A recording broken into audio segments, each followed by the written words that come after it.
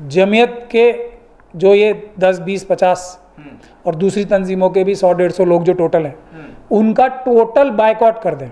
मुस्लिम समाज जहाँ या जाएं, इनके मुंह काले करना शुरू कर दें। प्रोटेस्ट करें आज ये 10 लाख लोगों का करें, फिर क्या होगा? सर्वे बंद हो जाएगा। पीएफआई के लोगों ने तो ढके छुपे ढंग से कुछ किया होगा, ऐसी एलिगेशन लगाई जा रही।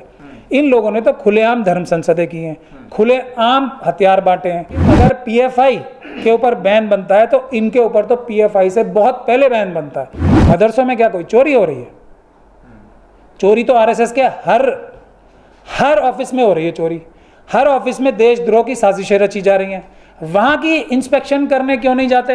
ये मिल बैठ के आरएसएस के साथ साजिश करके इन्हीं हमारे जो बड़े बड़े कायद हैं 100-200 के करीब, उन्होंने ये प्लान बनाया है आरएसएस से कि आप सर्वे कराओ, लोग डर के हमारे पास आएंगे और हम कहेंगे कि भाई मेरे आरएसएस में ताल्लुकात हैं। आप तो जानते ही हो, जो अल्लाह के की बारगाह में नमाज पढ़ा रहा है वो इमाम होता है। अगर वो शाही इमाम अपने आप को बताता है तो इसका मतलब वो शाह के आगे झुकता है ना। आज के शाह जो है वो अमित शाह हैं, तो ये सब अमित शाह ही इमाम बनने की कोशिश कर रहे हैं। इमाम की हैसियत एक अलग है, शहनशाह की हैसियत एक अलग है। इमाम किसी शहनशाह के अंडर हो ही नहीं सकता। तो उनके हाथ में डंडा है तो डर से अपने आप को अमित शाही इमाम बताना चाहते हैं लोग।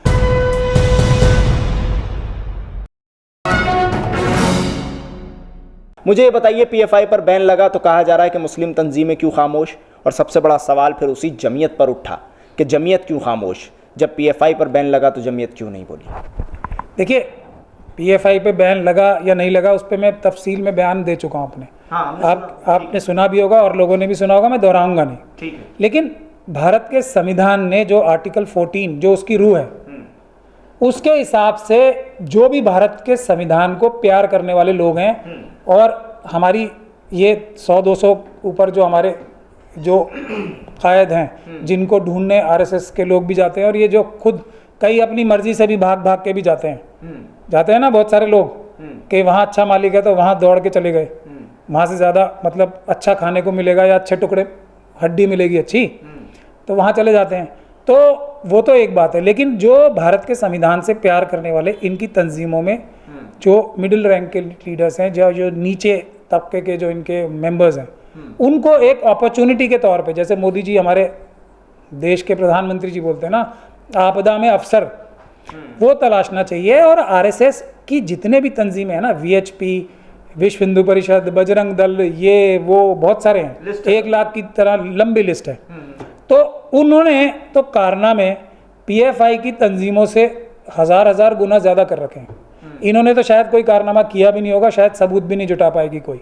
जुटा पाएगी तो वो कानून की नज़र में जैसा होगा वो टेस्ट किया जाएगा अभी। लेकिन इन लोगों ने, मतलब पीएफआई के लोगों ने तो ढके छुपे ढंग से कुछ किया होगा, ऐसी एलिगेशन लगाई जा रही। इन लोगों ने तो खुलेआम धर्म संसदें की हैं, खुलेआम हथियार बांटे हैं, खुलेआम ये बोला है कि हम भारत का संविधान ख़त्म करके मनुस्मृति लागू कराएंगे, दूसरी पार्लियामेंट बनाएंगे। साध्वी प्रज्ञान सिंह ठाकुर बीजेपी की मेंबर हैं, जो खुद इसी तरह के केसेस फेस कर रही हैं। खुलेआम उन्होंने भी ये बात कही है। खुलेआम उन्होंने गांधी जी के हत्यारे को बोला कि वो संत थे। तो इस तरह की वायलेंस को खुलेआम अपना रहे हैं, खुलेआम इस तरह की हरकतें कर रहे हैं। तो उन लोगों को के खिलाफ एजिटेशन और एक बड़ा कैंपेन करने का जो मौका मिल गया है कि अगर पीएफआई के ऊपर बैन बनता है तो इनके ऊपर तो पीएफआई से बहुत पहले बैन बनता है। ये मुहिम नहीं छेड़ रहा जो इस वक्त, उसके बारे में मुझे शक और शुबा है कि ये मुहिम छेड़ने का वक्त है। अगर छेड़ेंगे तो फिर मुझे शक होगा कि शायद ये वो नहीं है जो मैं इनको समझ रहा हूँ। नहीं छेड़ेंगे तो वही है जो मैं इनको समझ। फिर बात कायदीन पर आ जाती है, क्योंकि जिम्मेदारी तो कायदों की बनती है कि अगर कोई मुद्दा सामने आए तो वो निकलकर सड़क पर उतरें, आवाम को हौसला दें, उनकी हिम्मत बढ़ाएं। लेकिन फिर जब पीएफआई का मुद्दा आता है या कोई ऐसा मुद्दा आता है तो उस पर फिर वो नहीं बोलते। मिसाल के तौर पर बात कर लीजिए अगर मदरसों के मुद्दे की, तो फौरन जमीयत ने इजलास किया, हंगामी इजलास किया। हालांकि उसके बाद कह दिया कि हम इसका स्वागत करते हैं और जो भी आएगा पुलिस वाला, जो भी अधिकारी आएगा, सबको चाय पानी नाश्ता सब खिलाया जाएगा, पिलाया जाएगा। लेकिन इस पर क्यों इस तरह का बयान आया? इस पर क्यों खामोशी मुस्लिम तंजीम? और आप यकीन मानिए पराचा साहब, कुछ लोग तो इस पर बात ही नहीं करना चाहते। हम अगर सवाल करते हैं तो वो सवाल का जवाब भी नहीं देते। फिर मैं आपको बोल रहा हूँ कि कुछ लोग जाते हैं और कुछ लोग ढूंढने जाते हैं, तो फिर आप मेरी बात मानते नहीं हो। कुछ लोग खुद जाते हैं और कुछ लोग की तलाश में लोग आते हैं, तो फिर आप मेरी बात मानते नहीं हो। तो फिर मैं क्या बोलूँ अब। लेकिन बात यह है कि वो तो इजलास ही बुलाया गया था इसलिए लोगों को बहका के, जो नीचे के लोग हैं ना, जो मेंबर्स हैं जमीयतों के और जो दारुल उलूम देवबंद के जो फारिग लोग हैं, वो तो बहादुर और ईमानदार और ईमान वाले लोग हैं। अब उनको अगर ये कह के बुलाया जाता कि हम जो है ये जो कार्रवाई सरकार कर रही है उसका खैर मकदम करने के लिए ये इजलास बुला रहे हैं, तो कोई जाता? कोई नहीं जाता। तो धोखा दे के बुलाया और वहाँ पे फिर इजलास में ये पास कराया।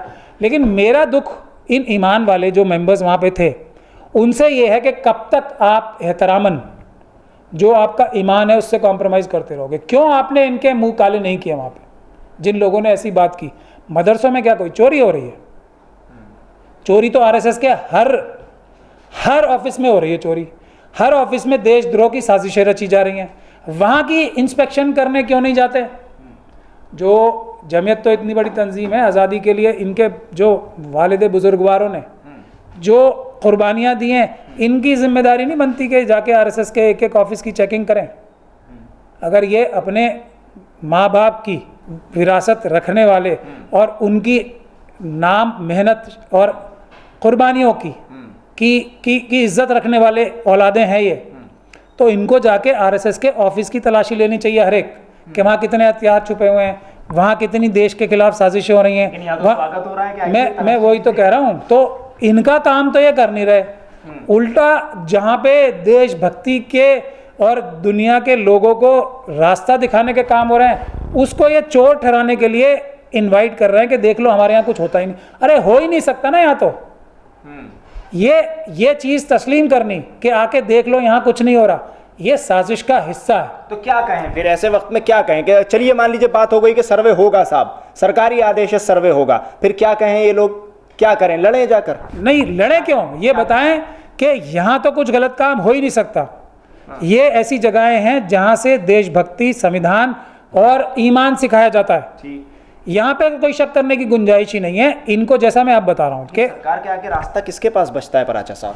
सरकार के आगे देश की जनता के पास रास्ता है। सरकार नौकर होती है, जो सरकार में चुने हुए 5 साल के लोग जाते हैं वो नौकर होते हैं। फिर टकराव की स्थिति हो जाती है जब सरकारी आदेश कोई आता है, उसके बाद अगर आप उसकी मुखालफत करेंगे तो फिर वो टकराव की स्थिति होगी। वहां फिर पुलिस लाठीचार्ज भी करेगी, आपको अंदर भी करेगी उठा के। पीसफुल प्रोटेस्ट करना अधिकार है, जो नहीं करेगा वो भारत के संविधान से गद्दारी कर रहा है। अगर संविधान के खिलाफ जाके कुछ ऑर्डर्स पास हो रहे हैं तो कोर्ट तो आखिरी जगह है ना। पहले पीसफुल प्रोटेस्ट करने चाहिए, एक रिप्रेजेंटेशन देनी चाहिए। दी इन्होंने किसी ने रिप्रेजेंटेशन? ये तो मान ही लिया कि हाँ हम यहाँ चोरी कर रहे थे, आके देख लो कि हम कोई चोरी नहीं कर रहे हैं यहाँ पे। ये जानबूझ के साजिश का हिस्सा है। प्रोटेस्ट करें आज ये 10 लाख लोगों का करें, फिर क्या होगा? सर्वे बंद हो जाएगा। क्योंकि सरकार को ये पता है कि वहाँ सर्वे में कुछ निकलना पहले करते थे किस मदर। देखिए वैसे तो पुलिस को पावर है ना सर्वे करने की, किस जगह पावर नहीं है? आरएसएस के ऑफिस में पावर नहीं है, मंदिरों में पावर नहीं है पुलिस को जाके। लेकिन ऑर्डर पास करके कि सिर्फ और सिर्फ मदरसों का सर्वे किया जाएगा, ये गलत बात है। पुलिस को ऑटोमेटिक पावर है सरकार के किसी भी इदारे को किसी भी जगह जहाँ गैर कानूनी कार्रवाई हो रही है वहाँ जाने का अधिकार। वो कोई खास परमिशन की ज़रूरत है क्या? किसी खास ऑर्डर की ज़रूरत है? ये खास ऑर्डर दिया गया है बाकायदा साजिश के तहत। और साजिश का एक जो पैसे वाला एंगल जो है वो मैं पहले भी बता चुका हूँ एक जगह, वो ये है कि सिर्फ और सिर्फ वो मदरसे अब चलेंगे जो जमीयत वाले ढूंढने वाले या खुद जाने वालों में से टच में होंगे ना। जो ये पुश करा जा रहा है कि जो गुलाम हैं, जो कायद इन्होंने ख़रीद लिए हैं 100-200, उनके टच में आओ तो तुम्हारा मदरसा सेफली चलेगा, वरना तुम्हारे मदरसे में प्रॉब्लम सरकार करेगी। ये मुस्लिम कम्युनिटी को पुश करके इन बेईमान क़यादत के हवाले करने की साजिश है और ये उसमें शामिल हैं। ये मिल बैठ के आरएसएस के साथ साजिश करके इन्हीं हमारे जो बड़े बड़े कायद हैं 100-200 के करीब, उन्होंने ये प्लान बनाया है आरएसएस से कि आप सर्वे कराओ, लोग डर के हमारे पास आएंगे और हम कहेंगे कि भाई मेरे आरएसएस में ताल्लुकात हैं, आप तो जानते ही हो। मैं तो उन्हें क्या बता चुका हूँ, राष्ट्रपिता बता चुका हूँ। मेरे पास आओ, मैं तुम्हारे मदरसे में सेटिंग करा दूंगा, कुछ नहीं होगा। तो सब मजबूरन उस तरफ जाएं, ये उस साजिश का हिस्सा है।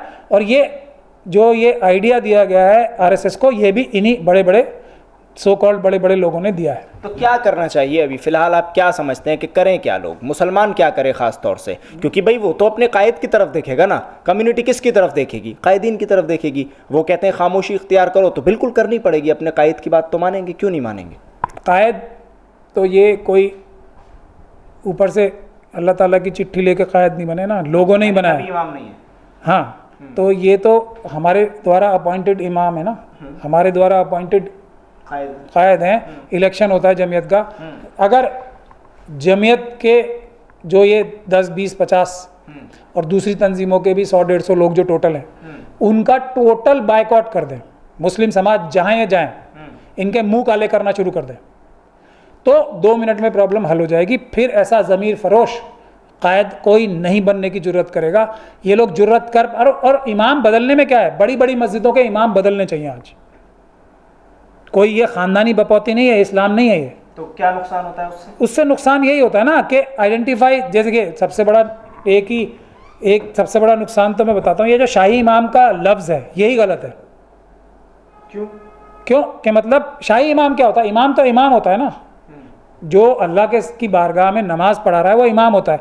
अगर वो शाही इमाम अपने आप को बताता है तो इसका मतलब वो शाह के आगे झुकता है ना। आज के शाह जो है वो अमित शाह हैं, तो ये सब अमित शाह ही इमाम बनने की कोशिश कर रहे हैं। नहीं, ये लक़ब तो उस वक्त का दिया हुआ लक़ब है ना, तो गलत है ना, उस तब भी गलत है, गलत नहीं है क्या? ये क्या बात हुई? इमाम की हैसियत एक अलग है, शहनशाह की हैसियत एक अलग है। इमाम किसी शहनशाह के अंडर हो ही नहीं सकता। जो इमाम एक शहनशाह है हम सबका, उसके अलावा अपने आप को लक़ब लगाता है किसी और शाह के साथ, तो वो तो इमाम के कॉन्सेप्ट के खिलाफ है ना। चाहे ये तो अमित शाह जी तो एक बहुत छोटे, जो बड़े बड़े लोग थे, अशोक सम्राट थे, उनके सामने क्या है? अकबर थे, उनके सामने क्या है? महमूद पराचा जी, आज आप भी ना इंटरव्यू में ऐसी ऐसी बातें निकाल कर ला रहे हैं। अब आप कह रहे हैं कि अमित शाह और शाही इमाम, कहाँ से कनेक्शन जोड़ रहे हैं आप? मैं वही कह रहा हूँ ना, पुराने ज़माने में शाही इमाम थे, अब अमित शाही इमाम होने की कोशिश कर रहे हैं, क्योंकि आज के शाह तो अमित शाही जी हैं कि नहीं हैं? तो उनके हाथ में डंडा है, तो डर से अपने आप को अमित शाही इमाम बताना चाहते हैं लोग। तो ये इसीलिए शाही इमाम का कॉन्सेप्ट ही गलत है। इमाम और इमाम हमारे यहाँ कॉन्सेप्ट है, अगर एक मुसलमानों की एक जमात बनी है जो नमाज़ पढ़ना चाहती है या नमाज़ पढ़ने आती है, तो उसमें कोई भी इमाम बन सकता है ना। ऐसा कोई बंदिश तो नहीं है ना कि एक पर्टिकुलर मखसूस आदमी इमाम बनेगा। कई जगह मैं भी इमाम बना हूँ, मैंने नमाज़ पढ़ाई है खुद जगह, कई जगह जहाँ लोगों ने कहा कि आप ही नमाज़ पढ़ाइए, तो मैं कोई शाही इमाम थोड़ी, मैं तो सिर्फ उस नमाज का इमाम था। तो ऐसे उस वक्त के लिए सिर्फ एक ही नमाज के लिए इमाम, लोगों ने कहा भाई आप पढ़ाओगे, मैंने पढ़ा दी, इतना ही है वैल्यू बस। बाकी सब इमाम भी और पीछे पढ़ने वाले उसके सारे नमाजी सब अल्लाह की बारगाह में सर झुकाते हैं, उसके सामने सब बराबर हैं। बदल जाए, कायद बदलना चाहिए। हाँ, कायद बदल दें, सब प्रॉब्लम हल हो जाएगी। और जो बेईमान कायद हैं, जो जाते हैं और आते हैं किस काम के लिए मैंने बता दिया, उनके मुंह पे कालक पोतना शुरू कर दें, प्रॉब्लम ऐसे हल हो जाएगी। चलिए, शुक्रिया इस पूरे मुद्दे पर हमसे बातचीत करने के लिए। तो हमारे साथ सुप्रीम कोर्ट के वकील महमूद पराचा इस वक्त मौजूद थे, जिन्होंने इस पूरे मामले पर तफसील से बातचीत की है। दिल्ली से कैमरा पर्सन फैयाज हुसैन के साथ न्यूज़ MX के लिए साहिल नकवी।